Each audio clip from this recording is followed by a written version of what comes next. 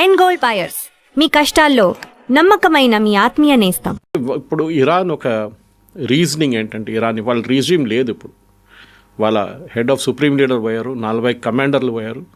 వాళ్ళ దగ్గర ఉన్న అంత సెకండ్ లెవెల్ కమాండర్స్ ఉన్నారు. ఇప్పుడు వాళ్ళు నిర్ణయం తీసుకుంటున్నారు. ఇప్పుడు పాసిబ్లీ వీళ్ళు రాసి పెట్టుంటారు ముందే, నేను పోతే కూడా చేయాలని చెప్పేసి.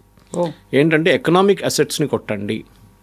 ద సేమ్ టైం యుఎస్ వాళ్ళ బేస్, ప్రతి దేశంలో ఒక బేస్ ఉంటుంది యుఎస్కి. వెస్ట్ ఏషియాలో అది యుఏఈ ఉండొచ్చు, బహ్రెయిన్ ఉండొచ్చు, సౌదీ అరేబియా ఉండొచ్చు, ఒమాన్ ఉండొచ్చు, ఏ దేశం అయినా, ఖతార్ బిగ్గెస్ట్ బేస్, ఎక్కడున్నా కానీ వాళ్ళని హిట్ చేయండి మీరు. సెకండ్, వీళ్ళ ఎకనామిక్ అసెట్స్ని కొట్టండి. సౌదీ అరేబియా అరామ్కో రిఫైనరీ కొట్టారు నిన్న, విచ్ ఇస్ అబ్సల్యూట్లీ లోకంలో ఏం చెప్తారు, one of the biggest refineries అది. దాంతో ఇమ్మీడియట్గా ఆయిల్ ప్రైసెస్ పెరిగింది. స్ట్రైట్ ఆఫ్ హార్మూజ్ అయితే క్లోజ్ చేశారు, అది ఇంకోటి. ఇంకా చూడండి, అసెట్స్ని కొడుతున్నారు, స్ట్రైట్ ఆఫ్ హార్మూజ్ క్లోజ్ చేశారు. అది కాకుండా బహ్రెయిన్ వైపు యుఎస్ 7th ఫ్లీట్ని కొట్టారు, బహ్రెయిన్లో ఉన్న సివిలియన్స్ బిల్డింగ్ని కూడా కొడుతున్నారు. నేను ఒమాన్ అనే రాజ్యం వాళ్ళది పీస్ టాక్స్ నడిపిస్తున్న వాళ్ళే. మా బ్రదర్ ఒమాన్ ఉంటాడు, ఆయన అన్నాడు మన మీద ఎవరు దాడి చేయరని చెప్పారు. గంట సేపు తర్వాత ఆడే మెసేజ్ నాకు పెట్టాడు, బాంబు పడ్డది ఇక్కడ కూడా అని చెప్పి. ఎప్పుడు అనుకోలేదు వాళ్ళు ఏమనుకున్నారంటే, మేము చాలా సేఫ్గా ఉంటాం, మమ్మల్ని మేమే నెగోషియేట్ చేస్తున్నాం వీళ్ళ వైపు నుంచి, మా మీద అందుకు బాంబు వేస్తాం. వాళ్ళ మీద కూడా వేసారు తీసుకొచ్చి. సో ఇదొక ప్రాబ్లం వస్తుంది. ఇరాన్ 2 రీజన్స్ ఉండొచ్చు కవిత గారు దీంట్లో. ఒకటి, ఇరాన్ ఏం చెప్తున్నా అంటే, మేము వీ విల్ నాట్ సరెండర్. మా దగ్గర ఉన్న బ్యాలిస్టిక్ టెక్నాలజీ మీరేదో చాలా చిన్నపిల్లల దగ్గర దివాళీ పండగలాగా అనుకున్నారు, కాదు. We can really use it our advantage. Drone and ballistic. Drone వాడారు సౌదీ అరేబియా రిఫైనరీ మీద, పామ్ జుమేరా మీద అటాక్ చేశారు దుబాయ్లో. అది ఆలోచించి, that again is a land mark. World's richest people అక్కడ ఉంటారు, డబ్బులు ఉన్న వాళ్ళు, వాళ్ళ మీద దాడి చేశారు నేను. సో ఇదొక షాక్ అనమాట గల్ఫ్ కంట్రీస్ కూడా.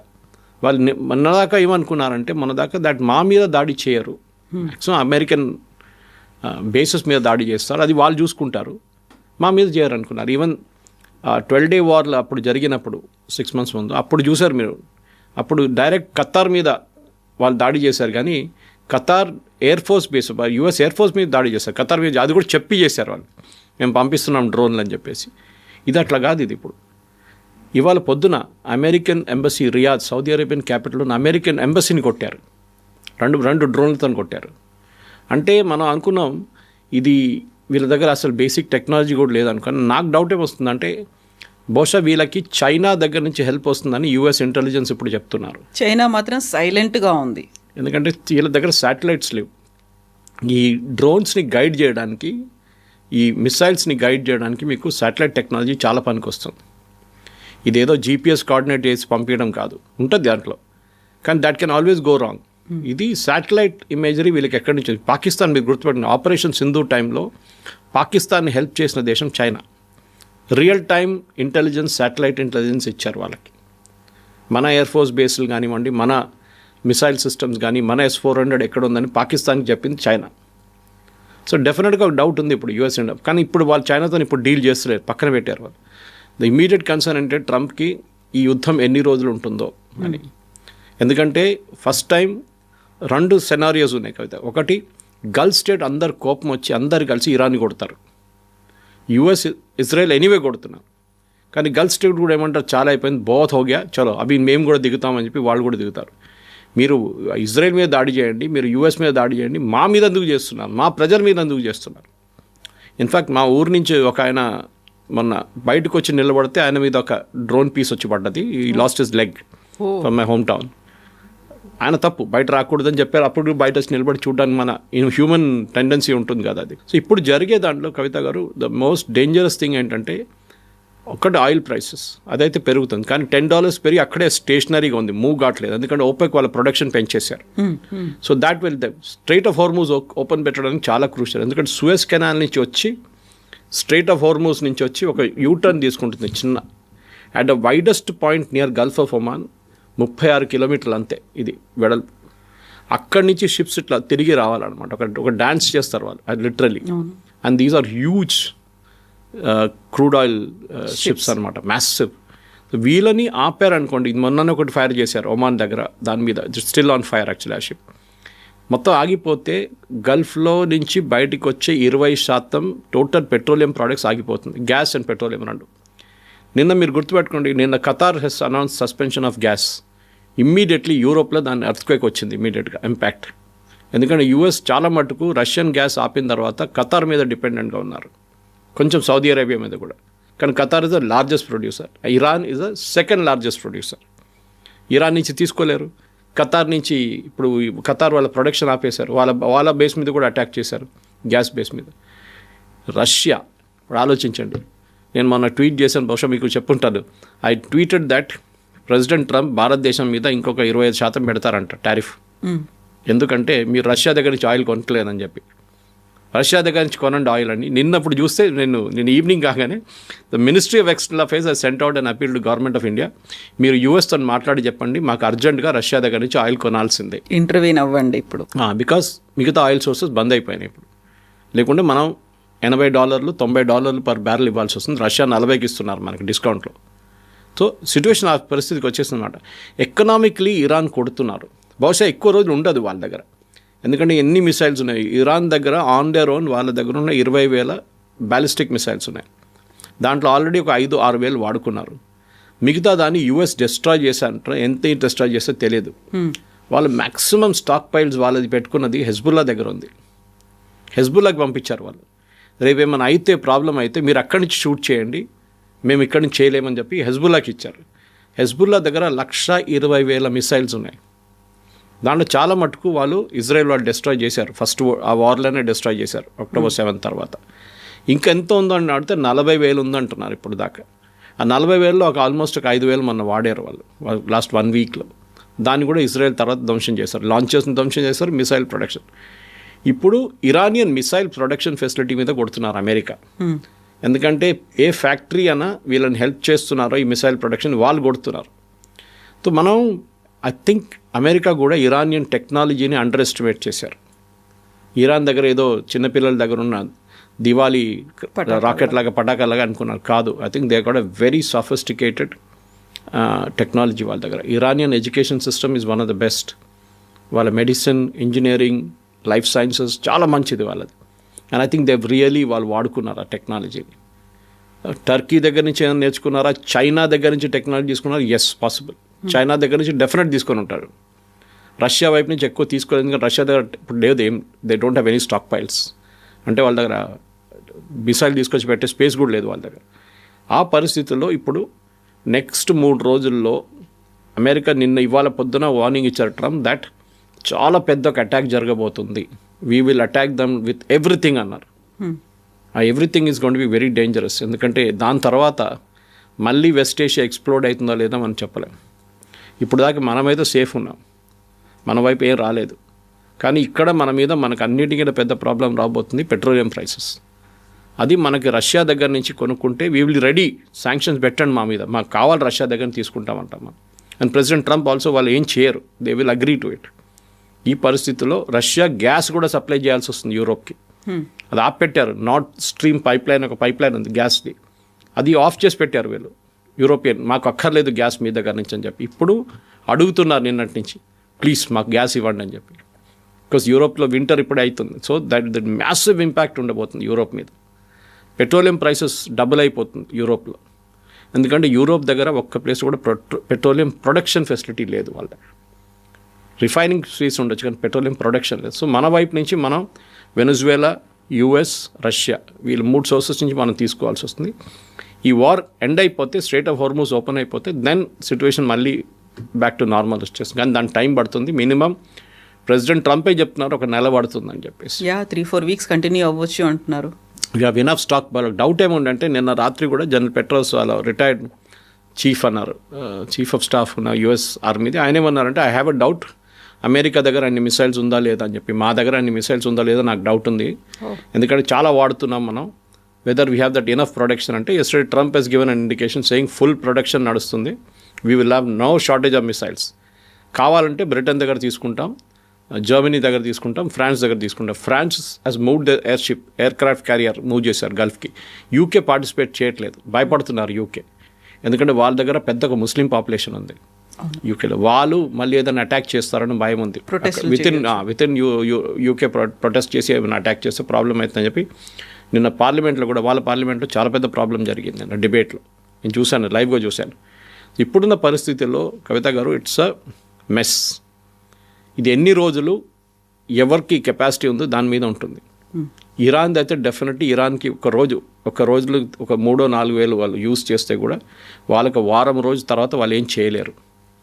And that is going to be very crucial. Iranian regime పడిపోతుందా లేదా అని ఇప్పుడు అందరూ అదే చూస్తున్నారు, ఎదురు చూస్తున్నారు అనమాట. పడి ఏ రోజు వాళ్ళు అగ్రీ చేస్తారో దెన్ సిచ్యువేషన్ మారిపోతుంది. ఇప్పుడు ఒమాన్ మాట్లాడుతున్నారు, పీస్ టాక్స్ నడుస్తుంది, మళ్ళీ జెనీవాలో స్టార్ట్ చేద్దామని చెప్తున్నారు. కానీ నాకైతే డౌట్ ఉంది, Iranian regime will not change. అందుకే వాళ్ళకి ఎండ్ గేమ్కి వచ్చేసారు. ఇప్పుడు పోతే మేము అందరు పోతాం. స్పెషలీ వాళ్ళ రెవల్యూషనరీ గార్డ్ 140,000 మంది ఉన్నారు. Revolutionary guards, hard core Khamenei supporters. వాళ్ళే రోడ్ మీద వచ్చి దిగుతున్న వాళ్ళని షూట్ చేశారు వాళ్ళే. నెక్స్ట్ వాళ్ళది ఒక సెమీ అఫీషియల్ ఉన్న ఒక గ్యాంగ్ లాగా ఉంది, అది 180,000. That's another form of IRGC. వాళ్ళ ఆర్మీ ఏమో 8 లక్షల మంది ఉన్నారు. ఆర్మీ వాళ్ళ దాకా ఇంటర్ఫియర్ చేయలేదు. ఇరానియన్ ఆర్మీ మీద అందరు ఇప్పుడు ఎదురు చూస్తున్నారు. ఈ ఆర్మీ రేపు ఇరాన్లో ట్రంప్ చెప్పిన తర్వాత ఒక కూ లాగా చేస్తే దెన్ సిచ్యువేషన్ మొత్తం మారిపోతుంది. అది మనకు నెక్స్ట్ 2 to 3 డేస్లో తెలుస్తుంది కదా. బట్ ఇవన్నీ పోయి దుబాయ్ మీద ఎందుకు పడ్డారు అనేది, దుబాయ్ ఎంత కష్టపడి ఎంత డెవలప్ చేసుకొని వచ్చింది, అలాంటి దుబాయ్ మీద కూడా టార్గెట్ చేయడము అనేది మళ్ళీ అక్కడ దాన్ని రివైవ్ అవ్వడానికి చాలా టైం తీసుకుంటుంది. అండ్ ఇప్పుడు ప్రపంచం చూస్తేనేమో World War III లోడింగ్ అనేటువంటి మాట ఎందుకు వినిపిస్తోంది అసలు? World War III అయితే రాదండి. World War III, this is going to B inter reason conflict. World war అంటే అన్ని నేషన్స్ ఇంపాక్ట్ అవుతుంది. ఇన్వాల్వ్ అవ్వాలి అప్పుడు. చూడండి, సెకండ్ వరల్డ్ వార్లో US ఇన్వాల్వ్ కాలేదు. Till pearl harbour was hit. Japanese వచ్చి పర్ల్ హార్బర్ కెమికల్స్ అటాక్ చేసిన తర్వాతనే US దిగారు దాంట్లో. అది కూడా US ఏం చేశారు, వచ్చారు జపాన్ మీద 2 బాంబులు పడేశారు, ఖతం అయిపోయింది, యుద్ధం ఫినిష్. అప్పుడు దాకా వాళ్ళు జర్మనీ కొట్టుకుంటున్నారా, సోవియట్ యూనియన్ కొట్టుకుంటున్నారా, జర్మనీ వెళ్ళి గ్రీన్లాండ్ ఆక్యుపై చేసుకుంటారా, డెన్మార్క్ ఆక్యుపై చేసుకుంటారా, స్పెయిన్ ఆక్యుపై చేసుకుంటారా, వాళ్ళు చూడలేదు. They are not bothered Americans. So third world war అనేది ఇట్స్ ఓన్లీ ఒక టర్మ్ అది. కానీ ఇప్పుడు జరుగుతుంది ఏంటంటే, మనం ఎవరి గురించి మాట్లాడలేదు. రష్యా యుక్రెయిన్ వార్ ఏమైంది కవిత గారు? ట్రంప్ ఏమన్నారు, నేను ప్రతి దేశాన్ని ఎక్కడెక్కడ యుద్ధాలు ఉన్నా నేనే ఆపుతున్నానని చెప్పిన ట్రంప్, ఆయన ఇప్పుడు యుద్ధంలో దిగారు. రీసెంట్గా 4th year కూడా కంప్లీట్ చేసుకుంది. అక్కడ పాకిస్తాన్ ఆఫ్ఘనిస్తాన్ కొట్టుకుంటున్నారు. పొద్దున ఒక మీమ్ చూశాను, మన ఇండియాలో ఏం చేస్తున్నారంటే మనం 3rd కా 4th కింద హోలీ అని కొట్టుకుంటున్నామంట. మన వార్ అదే ఉందంట. మనకి ఇంటర్నల్గా ఉన్నాయి ఇంటర్నల్ వార్లు 3rd కుందా 4th కుందా హోలీ అని చెప్పి కొట్టుకుంటున్నారు. అది మన వార్ అన్నమాట. సో మనం వీఆర్ లక్కీ. మీరు ఆలోచించండి, ప్రతి దేశం ఈజ్ ఆన్ ద ఎడ్జ్. ఆ రీజన్ నుంచి మన పక్కన ఉన్న భారతదేశం ఎక్కువ దూరం లేవు. మనం Oman and all is very close. మనకి ఒక మిసైల్ ఫైర్ చేస్తే రేపు Iran, it can even land in India. కానీ వీఆర్ బీయింగ్ వెరీ కేర్ఫుల్. ఎవరు సైడ్ తీసుకోకుండా, మోదీ గారు ఈవెన్ ఖమనీ డెత్ని మనం కండెమ్ చేయలేదు. చాలా కేర్ఫుల్గా ఉన్నాం మనం. ఎందుకంటే చేస్తే ఒకటి అమెరికా యాంటగనైజ్ అవుతారు, రెండోది గల్ఫ్ కంట్రీస్ కూడా వాళ్ళు కోపం పడతారు. ఎందుకంటే వీళ్ళందరూ సున్నీలు, వేరే Shia. Iran is a Shia country. So ఇది జరగబోతుంది. పాకిస్తాన్లో చూడండి ఏం జరిగింది. పాకిస్తాన్లో వాళ్ళ కరాచీలో ఉన్న US ఎంబసీ మీద దాడి చేశారు అక్కడ ప్రొటెస్టర్స్. పాకిస్తానీ పోలీస్ ఏం చేయలేదు, చూసుకుంటూ నిలబడ్డారు వాళ్ళు. అమెరికన్ మెరైన్స్ లోపల నుంచి ఫైర్ చేసి 25 మంది చనిపోయారు వీళ్ళు పాకిస్తానీ ప్రొటెస్టర్స్. అక్కడే మెసేజ్ అయింది. కానివ్వండి, ఈ వార్ అయిన తర్వాత ప్రెసిడెంట్ ట్రంప్ చూడండి ఎట్లా కొడతారో అసీం మునీర్ని, షబాజ్ షరీఫ్ని. మా ఎంబసీ మీద దాడి చేస్తారా మీరు, మేము చూపిస్తాం మీకు. ఇప్పటి నుంచి కాలం 2-3 మిగిలిపోయిన మిసైల్ అక్కడ కూడా వేసేస్తారు పాకిస్తాన్ మీద కూడా. ఇదే జరగబోతుంది. Right now we're busy with this, will let us finish this, then we will handle you later. అంటే అట్లాంటి ఎక్స్ట్రీమిస్ట్ ఎలిమెంట్స్ మీ దగ్గర ఉన్నారు. మన దగ్గర కూడా రియలైజ్ అవుతారంటారా? ఎందుకంటే ఎప్పుడు అమెరికా పాకిస్తాన్కి మద్దతు ఇస్తుంది, సపోర్ట్ చేస్తుంది, కావాల్సినటువంటి ఎక్విప్మెంట్ అంతా ఇస్తుంది. అది పాకిస్తాన్కి ఎప్పుడు ఇచ్చేది? ఫస్ట్ తాలిబాన్ టైంలో ఇచ్చారు, సోవియట్స్ని తరిమి కొట్టడం. దాని తర్వాత తాలిబాన్ కొట్టడానికి పంపించారు. ఇప్పుడు తాలిబాన్ పాకిస్తాన్ కొట్టుకుంటున్నారు. అమెరికాకి అక్కడ ఏమి ఇంట్రెస్ట్ ఉందంటే అక్కడ నుంచి రేర్ ఎర్త్స్ బయటికి తీయాలి. వాళ్ళు కొంచెం డబ్బులు ఇన్వెస్ట్ చేశారు ప్రెసిడెంట్ ట్రంప్ కంపెనీలో, కొంచెం చాలా డబ్బులు ఇన్వెస్ట్ చేశారు. అసీం మునీర్ లాంటి వాళ్ళు, వాళ్ళని హ్యాపీగా పెట్టుకుంటున్నారు. కానీ ఇట్లాంటి సిచ్యువేషన్కి వచ్చినప్పుడు డెఫినెట్ ఐఎమ్ నో డౌట్ రేపు పాకిస్తాన్ చూడండి, ఇప్పుడు చనిపోయిన తర్వాత కూడా ఖమేనీ పాకిస్తాన్ ఇజ్రాయెల్ తిడుతున్నారు, which Israel will not take it lightly. ఎందుకంటే నెక్స్ట్ అటామిక్ పవర్ ఉన్నది గల్ఫ్ కంట్రీస్లో అంటే ముస్లిం వరల్డ్లో ఇస్ విత్ పాకిస్తాన్. వాళ్ళు ఎప్పుడో కొట్టడానికి ప్లాన్ చేస్తున్నారు, ఎక్కువ లొల్లి చేస్తే వాళ్ళు కొడతారు. కానీ ద ప్రాబ్లమ్ ఇస్ పాకిస్తాన్ దగ్గర ఉన్న అటామిక్ కేపబిలిటీ అంతా యూఎస్ దగ్గర ఉంది, యూఎస్ నిఘాలో ఉందని. వాళ్ళు దాన్ని తాళం చేయ వాళ్ళ దగ్గర ఉంది. Pakistan cannot use it. అది యూఎస్కి ఎప్పుడో తెలుసు, అది పిచ్చోన్ చేతిలో రాయిలాగా అయిపోతుంది, అది ఎక్కడ పడేస్తాడో తెలియదు తీసుకెళ్ళి. సో ఇట్లాంటి పరిస్థితుల్లో ఇప్పుడున్న దాంట్లో డెఫినెట్గా పాకిస్తాన్కి వాళ్ళ ఎంత ఎఫర్ట్ పెట్టినా కానీ గల్ఫ్ కంట్రీస్ వాళ్ళు పట్టించుకోరు. ఇటువైపు ఏమో సౌదీ అరేబియా వాళ్ళ ప్రాబ్లం ఉంది, వాళ్ళ మీద దాడి చేస్తున్నారు. రియాద్ మీద దాడి చేశారు, వాళ్ళ అరామ్కో ఫ్యాక్టరీ మీద దాడి చేశారు, ఖతార్ మీద ఖతార్ దాడి జరిగింది, కువైత్ మీద దాడి చేశారు. ఎక్కడ ఇన్వాల్వ్ లేని దేశాలు అందరి మీద దాడి చేస్తున్నారు. ఎందుకంటే you're all supporting the US base. అక్కడ సైప్రస్లో కొట్టారు, యూకే బేస్ని కొట్టారు, ఎందుకంటే అక్కడ నుంచి ప్లేన్స్ టేక్ ఆఫ్ చేస్తుంది. అంటే అంత నాలెడ్జ్ ఉంది వాళ్ళకి. That is the main thing. Kavitha గారు, మనం అనుకుంటాం ఇరానియన్స్ దగ్గర ఒక టెక్నాలజీ లేదు, ఇంటెలిజెన్స్ లేదు, రెండూ ఉన్నాయి వాళ్ళ దగ్గర. They are somehow getting the intelligence. ఎక్కడి నుంచి మీకు ఎట్లా తెలుసు సైప్రస్ నుంచి టేక్ ఆఫ్ చేశాను యూఎస్ జెట్స్ అని? వాళ్ళకి తెలిసిపోయింది అది. దానికోసం వాళ్ళు కొట్టారు. డియోగో గార్షియా కొట్టలేరు. డియోగో గార్షియా పర్మిషన్ లేట్ ఇచ్చారని చెప్పి నిన్న ట్రంప్ స్టామ్ అని చాలా తిట్టాడు నిన్న. మీరు ముందే పర్మిషన్ ఇవ్వండి, మా B2 బాంబర్స్ అక్కడ ఉండే, మేము మళ్ళీ యూఎస్ నుంచి తెప్పించుకోవాల్సి వచ్చింది మాకు అని చెప్పి. సో ఇది ఇప్పుడు ఎట్లయిపోయిందంటే ఇది ఇరాన్ని ఒక గాజా లాగా తయారు చేస్తారు. ఇప్పుడు చూస్తూనే ఉండండి. End of it all Iran will resemble Gaza. అది పరిస్థితి. హెజ్బుల్లాని వాళ్ళు చూసుకుంటారు, ఇజ్రాయెల్ నేను చెప్పాను చూడండి. ఇటువైపు హమాస్ ఇస్ ఆల్మోస్ట్ ఫినిష్డ్, వాళ్ళు ఏం మాట్లాడలేదు. ఇప్పుడు హూతీలను చూసుకోవాలి, అది యూఎస్ చూసుకుంటారు. కావాలంటే ఇండియా కూడా అప్పగిచ్చేస్తారు, మీరు చూసుకోండి హూతీలు అని చెప్పేసి. అది కూడా జరుగుతుంది. దిస్ ఇస్ ద సిచ్యువేషన్ నా. సో ఇరాన్ నుంచి నినాదాలు వచ్చేవి, death to Israel, death to America అని వచ్చేది. ఆ రెండూ కలిసాయి. ఇప్పుడు ఖమేనీని చంపేసిన తర్వాత స్టిల్ అదే కండిషన్ ఇంకా కంటిన్యూ అవుతుంది. ఎందుకంటే ఒక స్ప్లిట్ అనేది ఇరాన్లో కూడా కనిపించింది. చాలా వరకు బయటకు వచ్చారు, సెలబ్రేట్ చేసుకున్నారు. ఉమెన్ డాన్సులు చేయడాన్ని నిషేధిస్తే ఆ డాన్స్ వీడియోస్ కూడా ఇప్పుడు సోషల్ మీడియాలో కనిపిస్తున్నాయి. బట్ అక్కడున్నటువంటి రివల్యూషనరీ గార్డ్స్ మొత్తం టేక్ ఓవర్ చేసుకున్నారు, వాళ్ళు అటాక్ చేస్తున్నారు. ఇరాన్లోనే అలాంటి స్ప్లిట్ కనిపించినప్పుడు నెక్స్ట్ ఇరాన్ భవిష్యత్తు అంటే అది ఇరాన్ నుంచే ఎవరో లీడర్ రావాలండి పైకి. మనం సిరియా ఎగ్జాంపుల్ తీసుకుందాం. సిరియాలో ఒక terrorist leader, Al-Qaeda terrorist leader వాళ్ళ ప్రెసిడెంట్ అయ్యారు. వాళ్ళ నుంచే వచ్చారు ఒక లీడర్ పైకి. అన్ని లీడర్ డెమోక్రాటిక్గా ఉండాలని ఎక్కడ చెప్పలేదు, ఎక్కడ రాసిపెట్టలేదు. కంట్రోల్ ఎవరు చేస్తారు వాళ్ళ మీద ఉంటుంది. మీ దగ్గర 1,00,000 మంది ఉన్నారు, మీరు కంట్రోల్ చేయగలరా మీ కంట్రీని? లేకుంటే సివిల్ వార్ అయిపోతుంది. అమెరికా ఎక్కడెక్కడ రెజ్యూమ్ చేంజ్ తీసుకొచ్చిందో లాస్ట్ 2, 3, 4 సంవత్సరాల్లో, నాకన్నా ఎక్కువ కూడా, ఆ కంట్రీస్ అన్నీ ఇవాళ మొత్తం ధ్వంసం అయిపోయినాయి కంప్లీట్గా. You take Iraq, Saddam Hussein పోయిన తర్వాత ఎవరు వచ్చారు, ఎవరు పోయారు, అప్పుడు కూడా కొట్టుకుంటా. అక్కడ అల్ఖైదా ఉంది, అక్కడ ఐసిస్ ఉంది, అందరూ ఉన్నారు. మీరు ఇటువైపు సిరియా తీసుకోండి. సిరియాలో ఇప్పుడు కూడా in spite of having this so called leader, అక్కడ కూడా ఇదే ప్రాబ్లం నడుస్తుంది. అమెరికా సిరియాలో వచ్చి బాంబ్ చేస్తున్నారు ఇప్పుడు కావాలి. అటువైపు మీరు యూ టేక్ ఇరాక్ అయిపోయింది. ఆఫ్ఘనిస్తాన్ పరిస్థితి చూడండి, అదే సంగతి. లిబియా సేమ్, అక్కడ సివిల్ వార్ నడుస్తుంది ఇప్పుడు కూడా. సో అమెరికా ఎక్కడెక్కడ వెళ్ళారు, ఎక్కడెక్కడ రెజ్యూమ్ చేంజ్ చేశారో అక్కడ స్టెబిలిటీ ఎప్పుడు రాలేదు. మీరు బంగ్లాదేశ్ చూశారు, మీరు బంగ్లాదేశ్లో కూడా చాలా రోజులు ప్రాబ్లం ఉండే, అక్కడ కూడా. నేపాల్లో ప్రాబ్లం జరిగింది. ఎక్కడెక్కడ వీళ్ళు ట్రై చేశారు, ఎక్కడ సక్సీడ్ కావట్లేదు. చేశారు కానీ రిజీమ్ మార్చారు. కానీ మీకు వాళ్ళ మీ దగ్గర లిబియన్ ప్రెసిడెంట్ పేరు అడిగితే మీకు తెలియదు. You would have known Gaddafi. Iraq president పేరు అడిగితే మీకు తెలియదు, నాకు కూడా తెలియదు. It would have been Saddam Hussein అంటుండే మనం. లేరు ఇప్పుడు. Everybody is gone. మీరు ఒక రెజ్యూమ్ చేంజ్ తీసుకొచ్చినప్పుడు వాళ్ళు రీప్లేస్ ఎవరు చేస్తారు, అది చాలా ఇంపార్టెంట్ ఉంటుంది. అది ఇరాన్లో కూడా ఇంపార్టెంట్. మీరు బయట నుంచి రేజా పేల్వీని తీసుకొస్తే ఆయన 50 సంవత్సరాలు దేశం నుంచి బయటకున్నాం, ఏం చేయలేడు. I give an example. మీరు వెనిజువేలా జరిగినప్పుడు మడూరోని కిడ్నాప్ చేసి తీసుకెళ్ళినప్పుడు ఫస్ట్ ట్రంప్ ఏమన్నారు, ఆ నోబెల్ ప్రైజ్ గెలిచిన ఆమె ఉంది కదా, ఆమె తీసుకొచ్చాడు. మషాడో ఏమైంది? దాని తర్వాత వాళ్ళ అడ్వైజర్ నన్ను, వద్దు, ఆమెకి ఎక్స్పీరియన్స్ లేదు, దేశం నడిపేయడంటే చిన్నపిల్లల ఆట కాదు, జస్ట్ కీప్ హర్ అవుట్. మాట్లాడడానికి చాలా బాగా మాట్లాడుతుంది కానీ దేశం దాంతో నడవదు.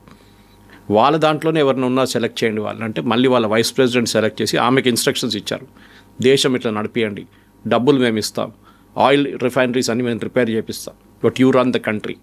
దానికోసం వెనిజువేలాలో ఇవ్వాల దాకా మీరు ఒక రైట్ వినలేదు, ఒక ఫైటింగ్ వినలేదు, ఒక ఫైరింగ్ వినలేదు, ఏం జరగలేదు. అక్కడ చాలా పీస్ఫుల్గా నడుస్తుంది. బట్ అక్కడ కూడా ఇప్పుడు ఇరాన్లో కూడా మేమే నెక్స్ట్ ఎవరు అనేది డిసైడ్ చేస్తామని ట్రంప్ చెప్తున్నాడు. నిజంగా అది పాసిబిలిటీ ఉందా? ట్రంప్ డిసైడ్ చేయలేరు.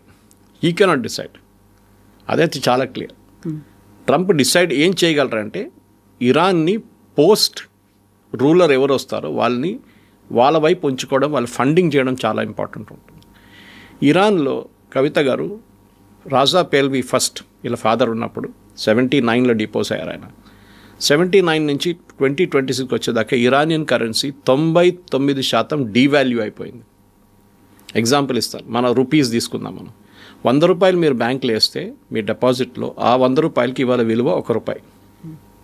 ఆలోచించండి, మీరు బ్యాంక్లో ₹1,00,00,000 వేశారు, దాని విలువ ఎంత ఉంటుంది ఇవాళ? పోయింది, మొత్తం డబ్బులే పోయింది, కంప్లీట్ వైప్డ్ అవుట్.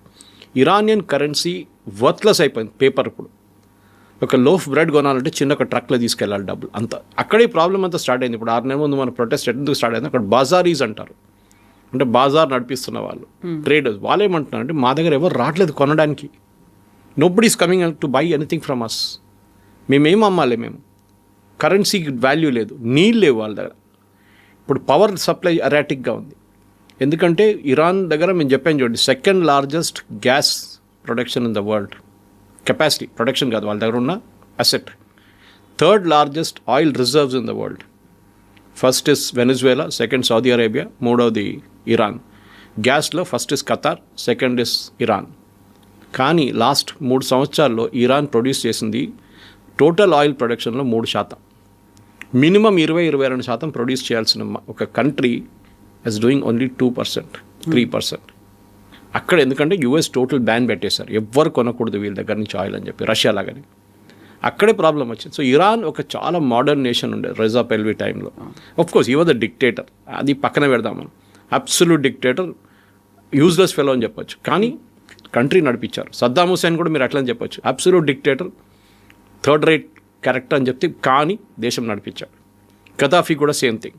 స్టెబిలిటీ ఉండే వాళ్ళకి, whether you agree with that stability concept అన్నాడు, అది ఇంకోటి. కానీ ఇప్పుడు ఏంటంటే ఇరాన్లో ఈ ఇరానియన్ రెవల్యూషన్ తీసుకొచ్చిన టైం నుంచి ఇప్పుడు దాకా ఫస్ట్ 8 సంవత్సరాలు ఖొమేనీ ఉండే, దాని తర్వాత 40 సంవత్సరాలు ఖమేనీ ఉండే. ఈ 40 సంవత్సరాల్లో కంప్లీట్ ఎకానమీని ధ్వంసం చేశారు వాళ్ళు. షరియా లా మీద ఇంపార్టెన్స్ పెట్టి అన్ని దేశాలతో కొట్లాడుకొని అమెరికాతో పంగా పెట్టుకున్నారు. అది లాస్ట్ ఇప్పుడు ఈ సిచ్యువేషన్కి ఎట్లా వచ్చిందంటే ఇప్పుడు ఇరానియన్ కరెన్సీకి వాల్యూ లేదు. ఇన్ఫ్లేషన్ ఏమో 49 నుంచి 55% ఇన్ఫ్లేషన్ ఉంది, కొంతమంది 80% అంటున్నారు. ప్రజలకి తినడానికి ఎక్కువ తిండి లేదు అక్కడ, వాళ్ళు సఫర్ అవుతున్నారు. కానీ వాళ్ళ ఎడ్యుకేషన్ సిస్టమ్ చూస్తే one of the best in the world. వాళ్ళ దాంట్లో 98% మహిళలు ఎడ్యుకేటెడ్. చాలా ఎడ్యుకేషన్ సిస్టమ్ సూపర్ ఇరాన్లో. వాళ్ళ దగ్గర పోస్ట్ గ్రాడ్యుయేట్ లెవెల్లో కూడా చాలా మంచి education, even their medical education. మన భారతదేశం నుంచి చాలామంది కశ్మీర్ వైపు నుంచి షియా పిల్లలు వెళ్తారు అక్కడ చదువుకోవడానికి, కార్గిల్ వైపు నుంచి. This is very important. Iran దగ్గర పొటెన్షియల్ ఉంది, ఆ పొటెన్షియల్ని నడిపించడానికి వీళ్ళకి తెలియదు. రెజా పేల్వీని ఎందుకు తీసేశారు బయట అంటే కరప్షన్, అబ్సల్యూట్ కరప్ట్ ఉండే ఆయన. యుఎస్ వాళ్ళని వాడుకున్నారు. ఆయనకన్నా ముందున్న ప్రెసిడెంట్ మొహమ్మద్ మెజీబ్ ఆయన కిందకి దింపారు 1953లో. వీళ్ళందరూ కలిసి చేశారు పని. ఎవరు యూకే MI6 అండ్ CIA కలిసి చేశారు. ఆయన పక్కన పెట్టి ఈయన తీసుకొచ్చారు షా ఆఫ్ ఇరాన్ని. ఆయన అసలు దేశం మొత్తం ధ్వంసం చేశారు. ఖొమేనీ దాని తర్వాత వచ్చారు. He lead the revolution after that. ఆయన ఒక లీడర్గా ఎగిరాడు ఆయన, కానీ 8 సంవత్సరాలు ఉండలేకపోయారు ఆయన. After 8 years he died. కానీ ఈ రిలీజియస్ లీడర్స్ ఏంటంటే వాళ్ళు ఒకటే రూట్ ఉంటుంది వాళ్ళది, రిలీజియన్ ఎక్స్పాండ్ చేయడం, ఆ రిలీజియన్ని కంట్రోల్ చేయడం, మహిళల్ని కంట్రోల్ చేయడం, మహిళని బయట రాకుండా. మీరు చూస్తుంటారు బుర్కా లేదు, హిజాబ్ వేయలేదని చెప్పి ఎంతో మహిళని చంపారు వీళ్ళు, జుట్టు కనిపిస్తోంది అని. అది సో డెఫినెట్గా ఇరాన్లో కొత్త లీడర్షిప్ రావాలంటే నెక్స్ట్ ఒక 2 to 3 weeksలో వాళ్ళ దాని నుంచే ఎవరినైనా సెలెక్ట్ చేయాల్సి వస్తుంది. కానీ ఈ నేషనల్ గార్డ్, రెవల్యూషనరీ గార్డ్స్ ఉన్నారు చూడండి, వాళ్ళని ఫస్ట్ ట్యాకిల్ చేయాల్సి వస్తుంది. వాళ్ళ లీడర్ టాప్ లీడర్షిప్లో 22 మందిని చంపేశారు మన బాంబింగ్లో. ఇన్ఫ్యాక్ట్ ఆ బాంబింగ్ కూడా చాలా, నేను ఇవాళ పొద్దున కూడా I was listening to an Israeli expert, intelligence expert. ఆయన ఏం చెప్తున్నా అంటే ఇంత హైలీ ప్రొటెక్టెడ్గా ఉన్న మనిషి, ఖమేనీ లాంటి మనిషిని మీరు ఒక ఓవర్ గ్రౌండ్ ప్యాలెస్లో పెట్టి ఓపెన్ ఏరియాలో, అంటే ఓపెన్ ఏరియా అంటే నాట్ అండర్ గ్రౌండ్, పైన ఒక బిల్డింగ్లో పెట్టి దాంట్లో ఒక 100-200 మంది కమాండర్స్ని తీసుకొస్తే వీళ్ళందరూ చూసుకుని కూర్చుంటారు అక్కడ. In fact the operation was planned on Tuesday, వెనస్డేకి పోస్ట్పోన్ చేశారు, థర్స్డేకి పోస్ట్పోన్ చేశారు, ఫ్రైడేకి పోస్ట్పోన్, లాస్ట్ సాటర్డే పొద్దున కొట్టారు. ఎందుకంటే వీళ్ళు అనుకున్నారు ఇప్పుడు దాకా ఇజ్రాయెల్ మా మీద దాడి చేసినప్పుడు రాత్రిపూట చేశారు, పొద్దున పూట ఎప్పుడు చేయలేదు. వాళ్ళు కొట్టారు మామూలు. కానీ it is absolute blunder. In fact that Israeli expert saying, మీద ఒక డోర్ మీద బోర్డు కూడా పెట్టుంటారు, here lives company family, please knock and enter the door అని, please knock the door and enter. అంత ఓపెన్గా పెట్టుకున్నారు మీరు. ఓకే, నేను అప్పుడు తెలుస్తుంది అంటే ఇవాళ వచ్చిన రిపోర్ట్లో ఇజ్రాయెల్ వాళ్ళు ట్రాఫిక్ సిగ్నల్ కెమెరాలు కూడా హ్యాక్ చేశారంట. ఈ లీడర్స్ అందరూ ట్రావెల్ చేస్తున్న రూట్ చూసుకోవడానికి మన దగ్గర ట్రాఫిక్ కెమెరాస్ ఎందుకు పెడతారు, బండి ట్రాక్ అది కూడా ఇజ్రాయెల్ వాళ్ళు హ్యాక్ చేశారట. దాన్ని హ్యాక్ చేసి వీళ్ళందరూ ఏ రూట్లో వెళ్తున్నారు, ఎక్కడికి వెళ్తున్నారు కనుక్కుంటే అందరూ ఒకటే రూట్లో వెళ్తున్నారంట. And that the only fellow who escaped yesterday's bombing, I mean ఆ 28th బాంబింగ్ రోజు వాజ్ హెడ్ ఆఫ్ ఇంటెలిజెన్స్. ఆయనకి ఒంట్లో బాగాలేదంట, ఇంట్లో అనుకున్నాడు, ఆయన డెప్యూటీ వెళ్ళిండి ఆడు చనిపోయాడు. సో ఆ పరిస్థితి they have able to get superb intelligence. ఇది చాలా ఇంపార్టెంట్. హ్యూమన్ ఇంటెలిజెన్స్ ఒకటి ఉంటుంది అంటే వాళ్ళు ఇరాన్లో ఉన్న ఈ రెజీమ్ లోపల కూడా దూరారు. కాసిం సులైమానీని చంపినప్పుడు they was excellent information. Qasem Soleimani తోడునెవరో ఇన్ఫర్మేషన్ ఇచ్చారు that he's moving in this car from so and so place. ఎందుకంటే 6 కార్లు ఉండే కాన్వాయ్లో, 6 కార్లకు ఒకటే నంబర్ ప్లేట్. మన దగ్గర కూడా చూడండి, రేవంత్ రెడ్డి వెళ్తున్నప్పుడు, చంద్రబాబు నాయుడు వెళ్తున్నప్పుడు కార్ నంబర్ ప్లేట్ అన్నీ ఒకటే ఉంటుంది. యాక్చువల్లీ ఇట్ ఇస్ ఇల్లీగల్, కానీ సెక్యూరిటీ వైజ్ ఇట్ ఈస్ ఇంపారిటివ్. ఆ కార్లు మారుతూనే ఉంటాయి కాన్వాయ్లో. సో మీకు తెలియదు ఏ కార్లో ఉన్నాడని చెప్పేసి. అదే వీళ్ళు కూడా ఫాలో చేస్తారు. కానీ కరెక్ట్గా అప్పుడు కూడా కొట్టారు సులైమాని. పక్కన ఉన్న ఏ కార్కి ఏం ప్రాబ్లం రాలేదు. ఆలోచించండి. సో ఇజ్రాయలీ ఇంటెలిజెన్స్ ఆ రోజు జరిగిన దాడిలో చాలా క్లియర్గా, కానీ వీళ్ళు చేసిన అన్నిటికంటే పెద్ద బ్లండర్, అండర్ గ్రౌండ్ బంకర్లో మీటింగ్ పెట్టకుండా మీరు ఒక ఓపెన్ అంటే ఒక ప్యాలెస్లో మీటింగ్ పెట్టి చాలా ఓపెన్గా ఇజ్రాయెల్ చెప్పారు మీరు రావచ్చు కొట్టచ్చు మమ్మల్ని అని చెప్పి, వీఆర్ రెడీ అన్నట్టుగా. But I think that is a blunder, underestimating Israel, are they were playing stupid Iranians. ఎందుకు చేశారో అర్థం కావట్లేదు ఇప్పుడు కూడా. అది హైలీ ప్రొటెక్టెడ్ మనిషి. ఈయనని లాస్ట్ టైం 6 నెలల ముందు అటాక్ జరిగినప్పుడు కవిత గారు, దేవర్ రిపోర్ట్స్, ఇంటెలిజెన్స్ రిపోర్ట్స్ చాలా క్లియర్గా ఏం చెప్పారంటే they had him in the range. Khamenei ఉన్నారంట రేంజ్, కొట్టమంటారా. అప్పుడు యుఎస్ ప్రెసిడెంట్ ట్రంప్ చెప్పారంటే ఇప్పుడు వద్దు, కొడితే ఇది పెద్ద ప్రాబ్లం అవుతుంది. So Israel backed out. But Israel convince చేసింది మళ్ళీ ఇప్పుడు. న్యాచురల్లీ, బికాస్ వాళ్ళు ఇప్పుడు నిన్న ఒక యూట్యూబ్ ఛానల్లో ఆర్గ్యూ చేస్తున్నారు, మన ఛానలే అనుకుంటాను, మరి ఇంకా ఏదో ఛానల్ గుర్తులేదు. నేను ప్యూరిటీ గురించి మాట్లాడుతున్నాను, యురేనియం ప్యూరిటీ. ఎగ్జాక్ట్లీ మన దగ్గర 20%, 30%, 60%, 80%. యాక్చువల్లీ 20% నుంచి మొదలు కావచ్చు. 20% మొదలైతే ఒక చిన్న క్రూడ్ బాంబ్ లాగా ఉంటుంది. మీరు ఎంత హై ప్యూరిటీకి వెళ్తారో అంత బాగుంటుంది వెపన్. అది చాలా ఇంపార్టెంట్. కానీ ఈ న్యూక్లియర్ వెపన్ ఎవరు వాడరు. అది ఒక థ్రెట్ లాగా వాడుకుంటారు అంతే. నా దగ్గర ఇది ఉంది చూడు, కిమ్ జాంగ్ ఉన్నట్లని ఉంటుంది, నా దగ్గర ఉంది, నా దగ్గర వస్తే నేను పేల్చేస్తాను అది. So nobody will go to him, అందరు దూరం ఉంటారు. ఇది అన్నమాట. అది రాకుండా చూడడానికి ఇజ్రాయెల్ జాబ్ ఉంది. 20% కూడా వాళ్ళు డర్టీ బాంబ్ అంటారు దాన్ని. మనం అమెరికాలో వాడారు అది ఒకసారి, డర్టీ బాంబ్, న్యూక్లియర్ బాంబ్. కానీ ఎక్స్ప్లోడ్ కాలేదు అది. టెర్రరిస్ట్ కొంతమంది ట్రై చేశారు. ఇప్పుడున్న పరిస్థితుల్లో డెఫినెట్గా నెక్స్ట్ లీడర్ అంటే ఏం జరుగుతుంది next 1 week itself is the big question. కానీ ఇప్పుడు ఏం చేయబోతున్నారు అంటే వాళ్ళ దగ్గర ఉన్న కంప్లీట్ మిసైల్ ప్రొడక్షన్ టెక్నాలజీని ధ్వంసం చేస్తారు యూఎస్ అండ్ ఇజ్రాయెల్. దాంతోపాటు వాళ్ళ దగ్గర మిగిలిపోయిన లీడర్షిప్ని వాళ్ళు కూడా కొడతారు. లాస్ట్లో ఇచ్చే ఆప్షన్ ఏంటంటే మీ దాంట్లో నుంచే ఒక మనిషిని సెలెక్ట్ చేసుకోండి, who will be our man. We'll then allow oil exports. మళ్ళీ ఇరాన్ పాత సిస్టమ్కి వెళ్ళిపోతుంది. ఇరాన్లో డబ్బులు మస్తు ఉంటుంది, ఇరానియన్ ఎడ్యుకేషన్ సిస్టమ్ బాగుంటుంది, వాళ్ళ health care one of the best in the world. అది కూడా చాలా బాగా, ఇంకా ఎక్విప్మెంట్ ఇంకా రావచ్చు, బయట నుంచి మెడిసిన్స్ రావచ్చు. It become another very develop country. కానీ అది ఎవరు అంగీకరిస్తారో, వాళ్ళ లోపల నుంచి ఎవరు అగ్రీ చేస్తారో అది చూడాల్సింది. ఎప్పుడు అవుతుందో అనేది కూడా వారం లోపల 10 రోజులు అయిపోతుంది 100%. ఎందుకంటే దాంట్లో దానికన్నా ఎక్కువ ఇరాన్ తట్టుకోలేరు. వాళ్ళ దగ్గర కెపాసిటీ లేదు. అది వీళ్ళందరూ కలిసి అటాక్ చేస్తున్నారు. ఇప్పుడు ఓన్లీ యూఎస్ అండ్ ఇజ్రాయెల్. రేపు I will not be surprise Kavitha garu, Saudi Arabia, Kuwait, Bahrain, Qatar వీళ్ళందరూ కలిసి కొడితే కూడా ఐ వోంట్ బి సర్ప్రైజ్. ఖతార్లోనే కూర్చున్నారు ఈ లీడర్లు అందరూ. హమాస్ లీడర్ ఖతార్లో ఉన్నారు, అల్ఖైదా లీడర్స్ ఖతార్లో కూర్చున్నారు, ఈవెన్ ముస్లిం బ్రదర్హుడ్ లీడర్స్ అందరు ఖతార్లో ఉన్నారు. సో వాళ్ళని ఫస్ట్ వాళ్ళని పట్టుకుంటారు ఖతార్, మీరు చెప్పండి వెళ్ళి ఇరాన్కి అని చెప్పేసి. కానీ అప్పుడు దాకా ఉండదు, వాళ్ళని కూడా ఫినిష్ చేసేస్తారు ఇజ్రాయెల్ 100%.